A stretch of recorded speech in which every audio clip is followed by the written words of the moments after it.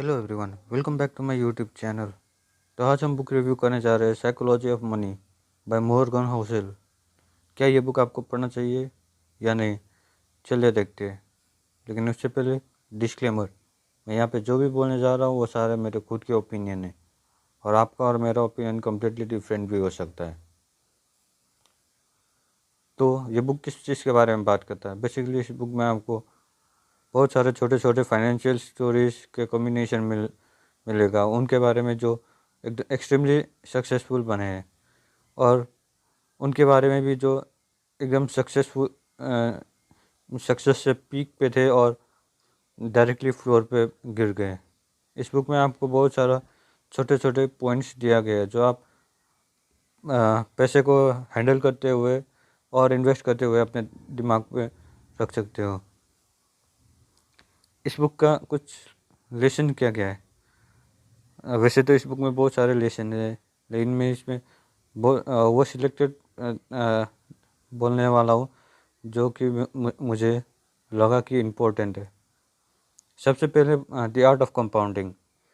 आपको पता है वॉरेन बफेट के ऊपर 2000 से ज़्यादा बुक लिखा गया है कि वो इतने बड़े सक्सेस कैसे अचीव किया और उन्होंने इतना बड़ा अपना फॉर्चून कैसे क्रिएट किया। लेकिन इस सब को अगर समराइज़ करना होगा तो हम एक लाइन पे समराइज़ कर सकते हैं कि वॉरेन बफेट एक गुड इन्वेस्टर तो थे, लेकिन उससे साथ साथ उन्होंने अपना इन्वेस्टमेंट की जर्नी 11 साल की उम्र से स्टार्ट किया है। और आपको मैं ये भी बता दूं कि उनका अभी जितना वेल्थ है उसमें से majority of wealth after 50 years के बाद ऐड ऑन हुआ है। तो इसका मतलब ये है कि आप कभी कभी भी 25 दिन में पैसा डबल 25 दिन में पैसा कर पाओगे। दूसरा लेसन जो मुझे लगा कि इम्पोर्टेंट है इस बुक से वो है कि आप अमीर तो बन जाओगे लेकिन उस वेल्थ को संभाल नहीं पाओगे। यहाँ पे हम लोग एग्जांपल ले सकते हैं अनिल अंबानी का, जो कि वर्ल्ड के 6 रिचेस्ट पर्सन थे 2006 में फोर्ब्स के हिसाब से। लेकिन अभी वो कहाँ पे हम सबको पता है। वैसे ही विजय माल्या, नीरव मोदी को भी आप इस ग्रुप पे कंसिडर कर सकते हो। लॉकर रिस्क फैक्टर, यहाँ पे ऑथर लॉकर रिस्क फैक्टर के बारे में बात करते हैं। बहुत सारे लोग बोलेंगे कि उनको लक के ऊपर भरोसा नहीं है, वो नहीं मानते कि लक जैसा भी कोई चीज़ होता है। लेकिन ऑर्डर उन सबको एक्सप्लेन करने की कैपेसिटी रखते हैं। इस इस इस बुक पे, इस टॉपिक पे ऑथर बिल गेट्स के स्टोरी का थोड़ा सा एब्स्ट्रैक्ट यूज़ करते हैं। जब बिल गेट्स हाई स्कूल पे थे तब उनका दोस्त हुआ करता था केंट एवेंस, जो कि उनका बेस्ट फ्रेंड था।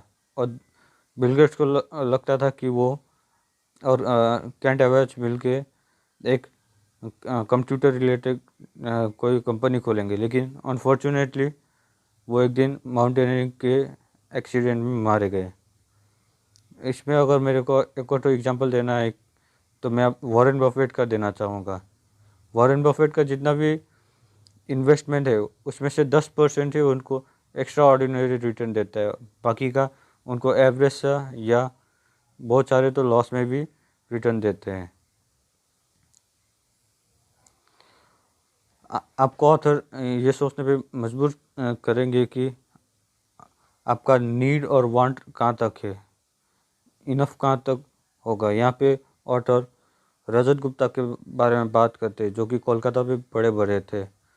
और सैड पार्ट ये है कि वो जब टीनेजर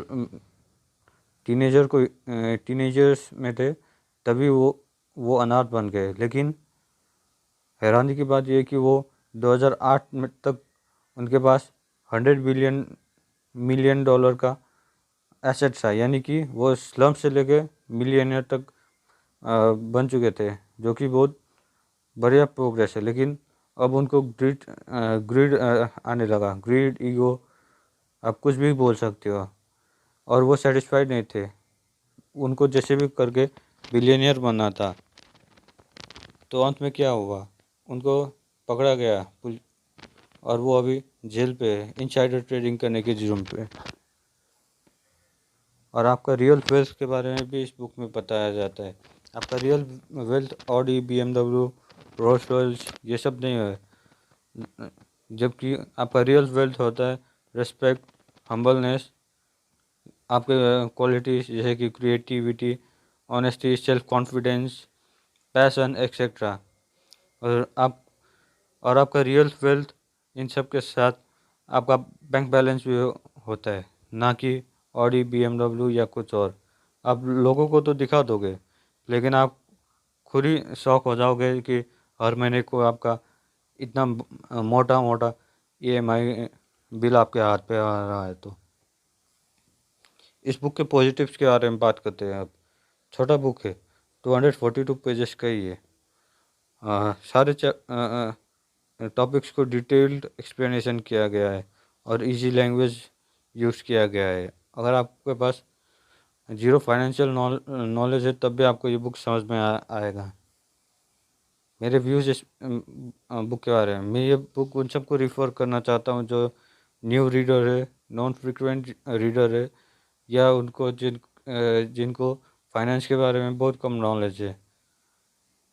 अभी बहुत लोग बोलेंगे कि उनके पास टाइम ही नहीं होता है बुक रीड करने के लिए। तो मैं उन सबको बोलना चाहता हूँ कि आप इस बुक का चैप्टर 19, 20 और पोस्टस्क्रिप्ट पढ़ना है। उसके बाद आप लोग इस बुक के पूरा कंप्लीट बिगिनिंग से स्टार्ट करोगे। रेटिंग, इस बुक को मैं 4.5 आउट ऑफ 5 देना चाहता हूँ। इस बुक क्योंकि ये बुक बहुत अच्छा है, सिंपल रिटर्न है, सबके लिए कंटेंट है।